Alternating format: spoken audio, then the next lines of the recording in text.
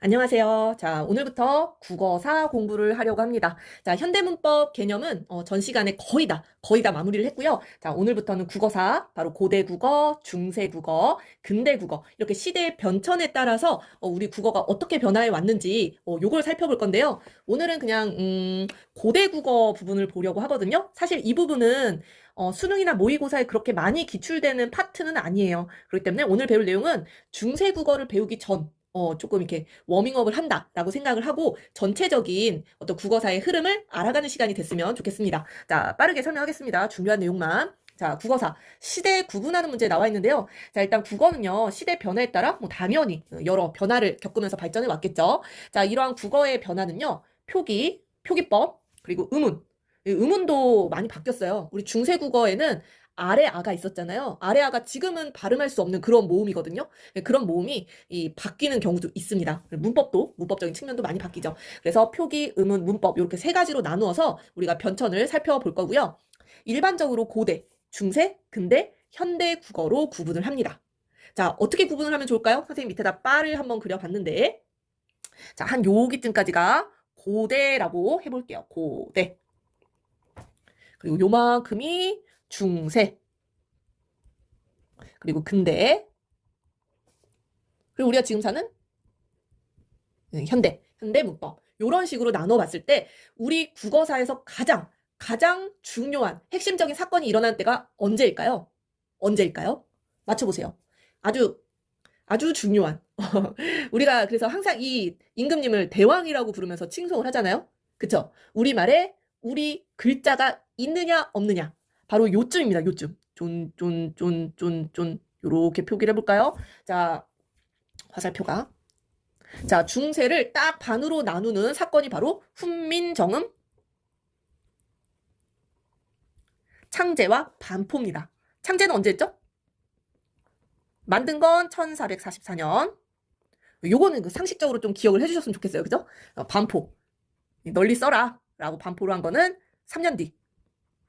1446년. 그래서 요 사건이 가장 우리 국어사에서는 크고 중요한 사건이라고 보실 수가 있겠습니다. 훈민정음. 자, 훈민정음이 있기 전에는 우리 글자가 없었어요. 그죠? 우리 글자가 없었기 때문에 뭐를 빌려서 표기를 했죠? 한자를 빌릴 수밖에 없었어요.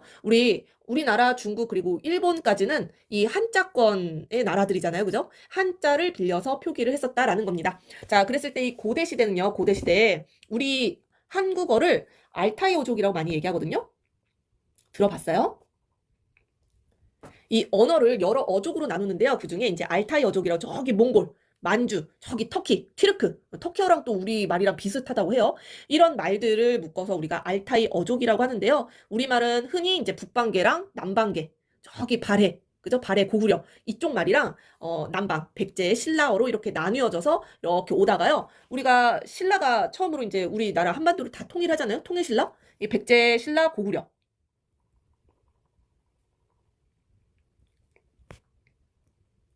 요거를 이제 합친 게 통일신라. 그래서 이 신라 시대 때는 대부분의 언어가 비슷하게 서로 의사소통이 됐다라고 하고요. 이제 고려가 생기게 되죠. 10세기. 다른 색깔로 해볼까요? 10세기. 10세기가 되면서 바로 고려.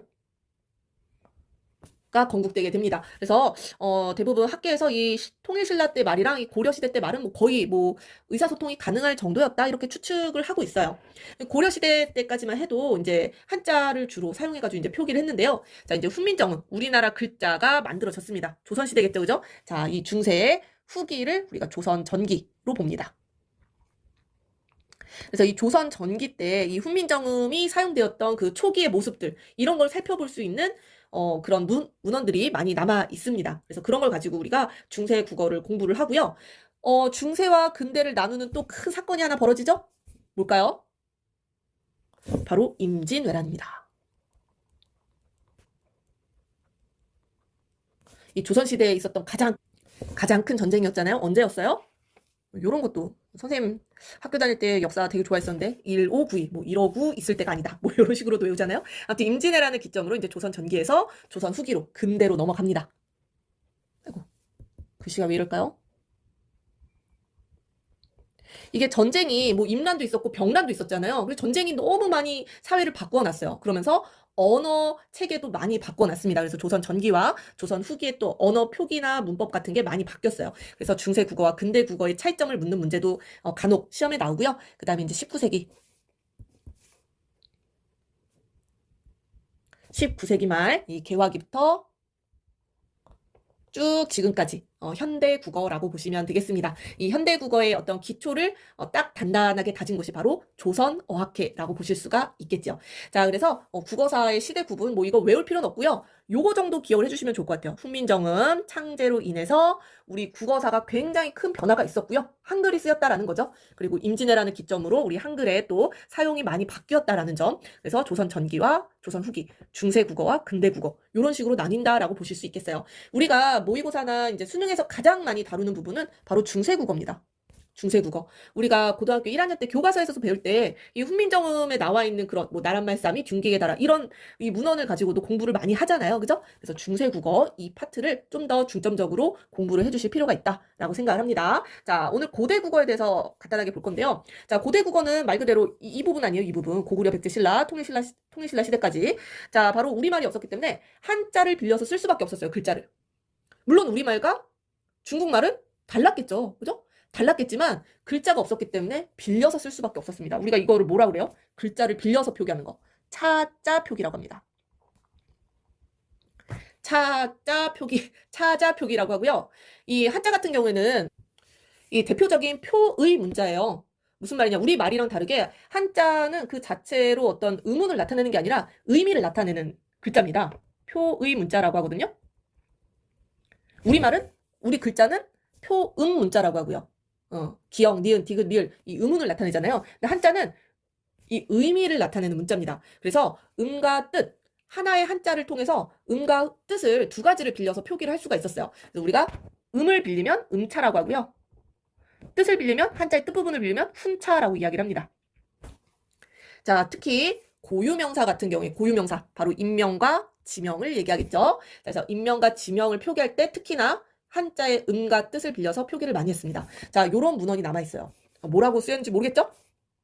자, 국어사 문제를 나올 때는요, 걱정하지 마세요. 항상 현대어 풀이를 줍니다. 현대어 풀이를 주니까, 요거 가지고 막, 이 무슨 뜻이지? 이렇게 생각하지 마시고, 바로 밑에 나오는 현대어 풀이를 보시면 될 것 같아요.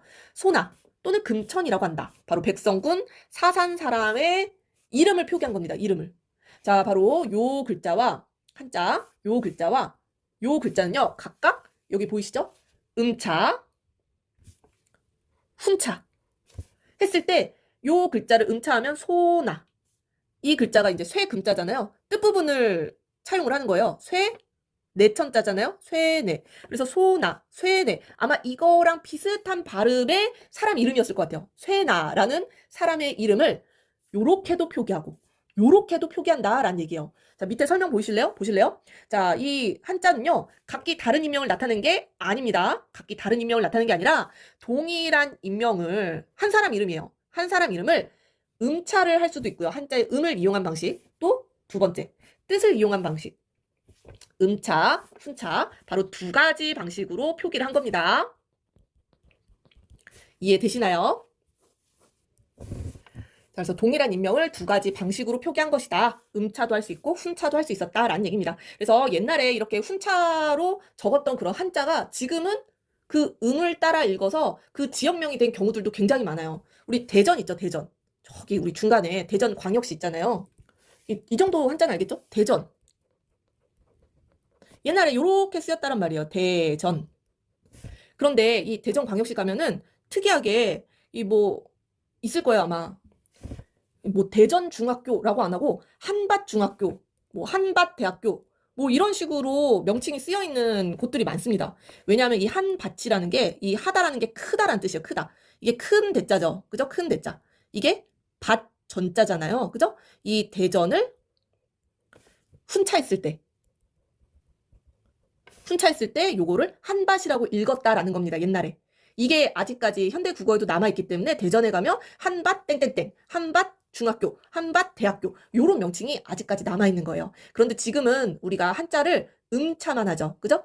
부분을 읽잖아요. 그래서 대전이라고 바뀐 거라고 보실 수가 있겠습니다. 요런 거 지역명에서 굉장히 많이 찾아볼 수가 있어요.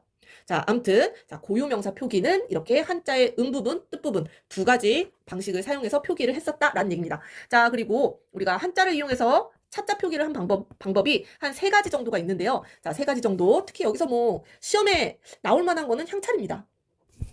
자, 왜냐하면은 설명을 할게요. 자, 세 가지 차이점을 보시면요. 자, 이두는 자, 똑같아요. 한자의 음과 뜻을 빌려서 차자 표기를 하는 겁니다. 자, 그런데 일반적으로 우리말 문장 구성 방식에 따라 한문의 어순을 조정합니다. 우리말 어순이란 얘기예요.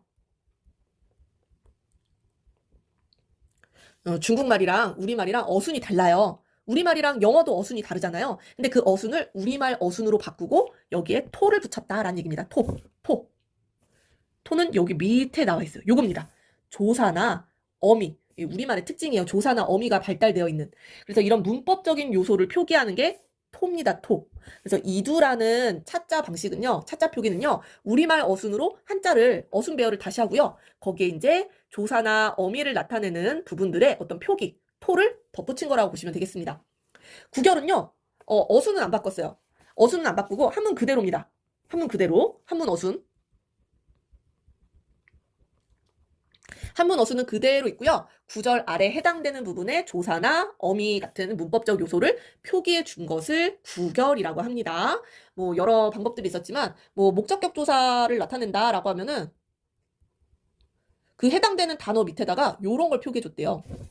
이게 그냥 읽으면 을이거든요. 을. 목적격 조사, 을. 이거는 목적어다라는 것을 이제 표기를 해주는 거죠. 자, 이런 토를 붙인 게 구결입니다. 토만 붙인 거죠. 자, 향찰은요. 한자의 음과 뜻을 빌려서 우리말 문장 전체를 적은 표기법입니다. 위에서는 주로 고유명사를 표기할 때 이렇게 쓴다라고 했잖아요. 이 두 가지 방식을 혼용해서 우리말 문장 전체를 표기한 게 향찰이에요. 자, 그런데 향찰이 시험에 가장 많이 나온다라고 이야기를 한 이유는 이두랑 구결은 뭐 선생님 기억에는 뭐 나온 적이 없습니다. 향찰 정도가 이렇게 제시문 같은 걸 주고 나온 적이 있는데 그 이유는 향가 표기에 사용이 되었기 때문이에요. 향가. 신라시대의 노래죠. 우리가 아마 고전시 공부할 때 향가 정도 공부한 친구들 있을 거예요. 이 향가를 표기한 표기법이기 때문에 향찰입니다. 향가를 표기한 향찰. 그래서 신라의 노래 향가 뭐 있죠?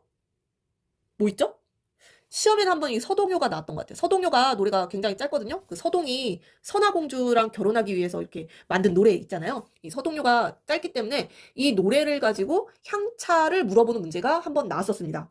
자, 그리고 뭐 여러분들 문학적으로 문학 작품으로 뭐 공부를 한다라고 하면은 제망매가 망매 누이가 죽었죠. 누이를 그리워하는 노래 찬 기파랑가 한 번쯤은 들어봤어야 되는데 기파랑 화랑의 이름이죠.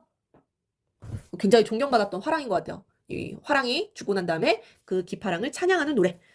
그리고 뭐 요거는 무가로도 유명하잖아요. 처용이라는 그 무서운 가면의 주인공 있어요. 처용에 대한 노래. 이런 노래들이 바로 향가라고 보실 수 있겠습니다. 이런 노래들을 기록할 때 사용한 게 바로 향찰이에요. 우리말 어순은 사용했고요. 우리말 어순을 사용했고요. 이런 토는 붙이지 않았어요. 토는 붙이지 않고 한자의 음과 뜻을 빌려서 그대로 우리말 문장을 읽을 수 있게끔 표기법을 만든 게 바로 향찰입니다. 자, 요 세 가지 구별을 해보시면 좋을 것 같아요. 자, 마지막으로 어휘 보시면은요. 이 고대 국어는요. 고대 국어는 그 뒤에 중세 국어의 어연과 일치하는 단어들이 많았습니다. 별로 그렇게 변하지 않았다라는 거죠.